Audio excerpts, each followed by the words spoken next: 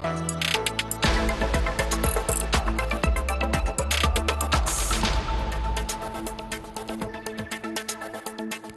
et messieurs, bonjour et bienvenue dans le Focus Eco. Le Maroc, troisième exportateur mondial de la tomate, c'est un marché qui pèse plus de 12 milliards de dollars en valeur. Les exportations marocaines de tomates continuent donc d'afficher une dynamique qui reste positive. Durant la campagne de 2024 et 2025, le Royaume a exporté 621 000 tonnes à fin avril, en hausse de 9% par rapport à la période 2023 et 2024. Une performance qui s'explique par un prix compétitif, une maîtrise de la qualité et la capacité d'adaptation aux nouvelles exigences des marchés des importateurs. Analyse de la production de la tomate dans ce Focus Eco avec Khalid Saïdi. Vous êtes président de l'association des producteurs et exportateurs des fruits et légumes. Bonjour et merci d'être avec nous. Bonjour Ella, merci pour l'invitation. Alors, quand on parle de la tomate marocaine aujourd'hui, quel est l'état des lieux du marché au Maroc? Alors, c'est une petite question un peu difficile. L'état des lieux aujourd'hui, si on parle de la tomate aujourd'hui sur le marché, la situation est un peu critique parce qu'il n'y a pas beaucoup de production. Et donc, certainement, les prix vont flamber. En ce moment-là, si vous voulez qu'on parle situation prix à longueur d'année, vous devez savoir que nous, dans la région, nous sommes dans une zone où on produit sous serre. C'est des serres couvertes par du plastique.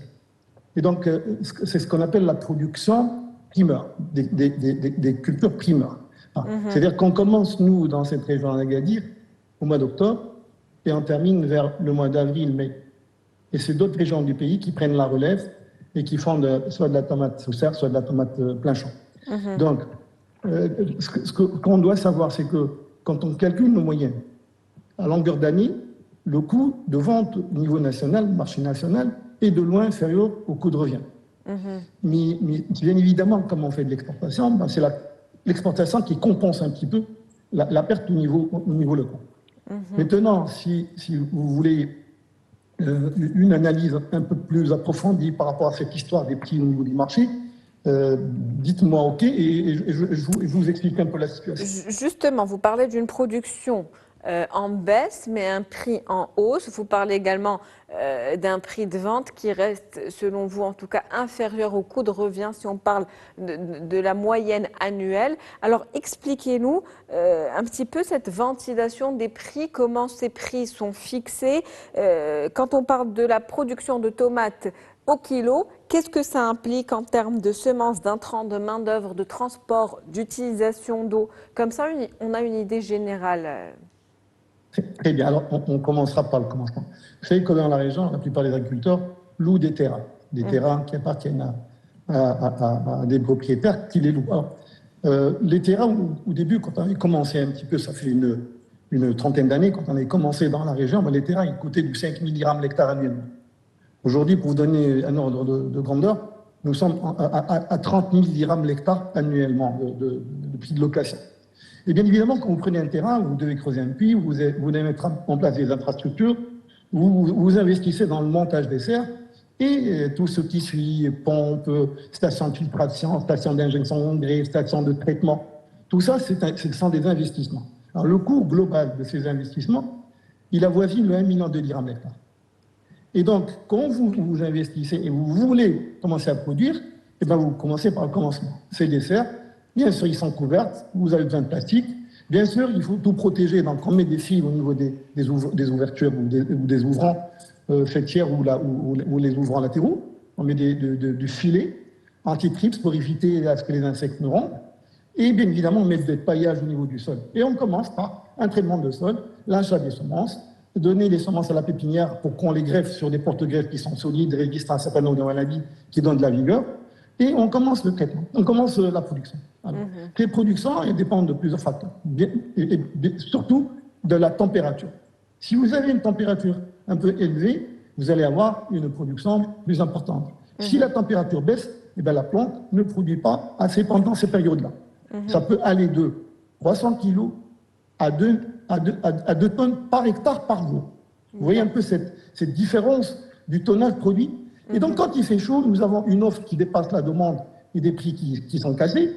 Quand vous avez une offre qui est très, très limitée, bien évidemment, les prix augmentent. Nous ne contrôlons pas du tout les prix de marché. Nous n'avons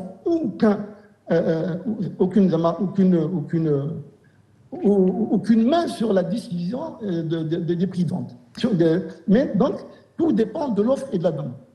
Deuxièmement, nous ne vendons pas directement. Vous savez, madame, que nous, agriculteurs, on n'a pas le droit de vendre directement aux consommateurs.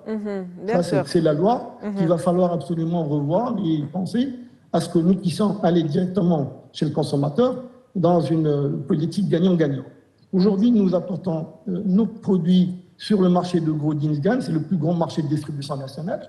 Et à partir du marché de Dinsgan, il y a plusieurs intermédiaires. Et donc, ces intermédiaires font que nous ne pouvons pas contrôler le prix. Et il arrive que nous vendons à 1 et le produit se vend au consommateur à 5. C'est entre 3 et 5 fois le prix en fonction du prix de vente au départ à Agadir. En tout cas, vous l'avez dit, l'investissement nécessaire moyen est d'environ 1 million de dirhams. Si on devait parler maintenant du climat, puisque vous parliez tout à l'heure de la tomate, de la production qui pouvait changer en fonction de la saisonnalité. Aujourd'hui, on est entré dans une sécheresse devenue au Maroc plus ou moins structurelle. On est sur 7 années, malgré les récentes pluies tardives qu'on a connues cette année. Alors, face à ce stress hydrique, comment optimiser aujourd'hui l'irrigation ou la gestion en eau en tout cas, et quel est le besoin en eau pour les cultures de la tomate? Permettez-moi, madame, de revenir sur la question précédente, parce qu'il y a quelque chose à préciser. Quand on parle d'un million de dirhams, c'est le coût d'investissement d'un hectare de serre. Mais quand vous voulez ajouter le coût de fonctionnement, c'est l'équivalent de 800 000 dirhams par hectare par an. D'accord. C'est-à-dire qu'aujourd'hui, abstraction faite de l'investissement, avec 800 000 dirhams de charge, si vous produisez du 200 tonnes, ça va vous coûter 4 dirhams la tonne. Si vous produisez 150 tonnes, faites le calcul, ça va vous coûter beaucoup plus que 4 dirhams la tonne. 4 dirhams, excusez-moi, le kilo. Et donc, c'est important de savoir que nous sommes assujettis, comme vous parlez du climat, c'est important de préciser que nous sommes assujettis à plusieurs contraintes, qui soient climatiques, qui soient phytosanitaires, qui soient liées aux aléas climatiques, c'est-à-dire les vents, les tempêtes, etc. Et nous n'avons aucune assurance. Le producteur, l'agriculteur n'a aucune assurance qui le protège contre ces aléas, ni contre les maladies phytosanitaires. Alors, maintenant, pour ce qui est des conditions climatiques, nous le vivons de plein fouet. Effectivement, il y a un grand changement du climat dans la région. Et c'est ce qui fait qu'on a eu droit pendant le mois d'octobre-novembre à des températures qui ont dépassé les 35-37 degrés.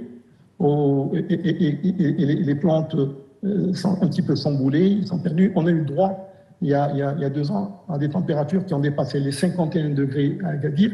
Et donc, quand vous plantez, et c'était la période de plante, quand vous plantez et vous avez des températures très élevées, mais c'est la casse. Il y a des gens qui ont perdu 100% de leur culture. Ils étaient dans l'obligation d'acheter d'autres semences, d'aller faire greffer dans des pépinières et replanter. C'est-à-dire que c'est un métier aujourd'hui, la tomate, qui est devenu un métier à risque. Et donc, il y a beaucoup de gens qui sont en train de faire de la reconversion. Excusez-moi, mais c'est une réalité et les pouvoirs publics le savent très bien. Et justement, qu'en est-il de la main-d'œuvre aujourd'hui? Est-ce qu'elle est suffisante? Je vais vous dire un truc important. C'est que quand on parle de cette reconversion, eh bien, les gens ils sont allés un petit peu se diriger vers d'autres cultures qui sont plus riches et plus rentables. En l'occurrence, les fruits rouges. Et je parle du myrtille, de la culture du myrtille et du framboisier. Alors, les myrtilles et les framboises aujourd'hui, quand ils sont en pic de production, ils sont main-d'œuvre. Et donc, quand on a des périodes de récolte, ben c'est là où il y a une grande pénurie concernant la main-d'œuvre. Vous savez, dans la région, il y a nos voisins africains subsahariens qui un petit peu donnent un coup de main aux agriculteurs. S'il n'y avait pas ces ouvriers-là, peut-être on serait dans une situation catastrophique. Et pourtant, je le disais en préambule, Je le disais en préambule tout à l'heure, la tomate, c'est l'un des produits, enfin des fruits en tout cas, les plus exportés dans le monde. On parle d'un marché qui pèse, je le disais tout à l'heure, 12 milliards de dollars en valeur. Alors, pour conclure, justement, est-ce que vous pourriez nous donner votre avis par rapport aux perspectives d'évolution, justement, de cette culture, particulièrement au Maroc? C'est comme je viens de vous le dire à l'instant, comme c'était une culture qui est assujettie à plusieurs aléas, plusieurs difficultés, plusieurs problèmes. Comme quand je dis problème, c'est quand vous avez des maladies avec l'avènement de nouveaux virus, il y a des gens qui ont planté et qui ont arraché, parce que nous n'avons pas des semences qui sont aujourd'hui qui ont une résistance haute contre le Tobruk, le dernier des virus qui est arrivé.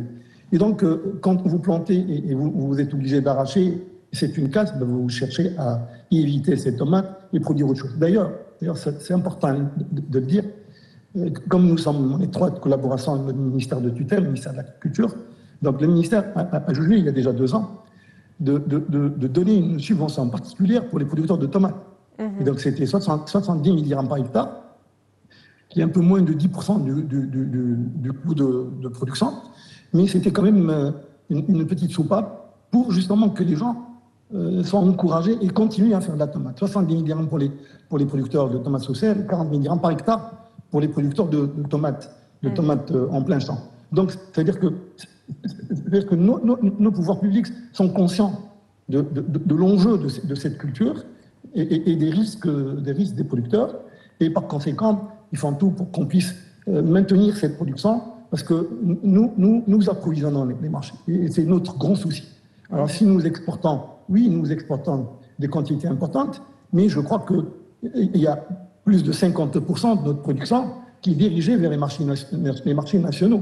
Quand il y a une pénurie pendant les mois de Ramadan, par exemple, ou pendant les mois de forte demande, c'est parce que ça coïncide avec des périodes de froid, et ça revient, c'est-à-dire cette année c'était mars, l'année prochaine ça va être peut-être fin février, et donc c'est des périodes où il ne fait pas très chaud, et donc c'est l'offre qui est très réduite et très limitée qui fait que les prix flambent.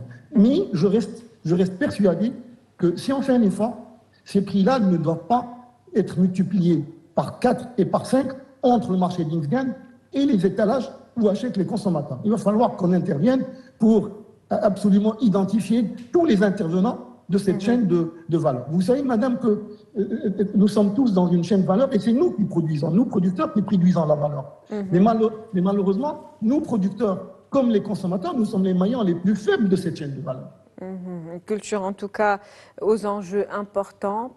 Plusieurs efforts qui sont déjà effectués, vous l'avez dit, une prise de conscience, un soutien qui est donné aux agriculteurs, mais bien sûr encore plusieurs éléments améliorés à l'avenir pour justement pérenniser cette culture et ce secteur. Merci à vous pour cet éclairage, Monsieur Khaled Saïdi. Je rappelle que vous êtes président de l'association. Si vous le permettez, madame, si on peut dire un petit mot sur l'eau, c'est très important. Un petit mot, c'est un sujet important, on aura peut-être l'occasion d'en parler une autre fois. Merci à vous en tout cas pour cet éclairage. Merci à vous madame et à la prochaine. À la prochaine, je rappelle que vous êtes producteur et président de l'association. Oui, je suis producteur. Mais aussi président de l'association des producteurs et des exportateurs de fruits et légumes au Maroc. C'était un plaisir. Merci Lalla. C'est la fin du Focus Éco pour aujourd'hui. On se retrouve demain avec un nouvel invité, nouveau sujet. Très bonne journée.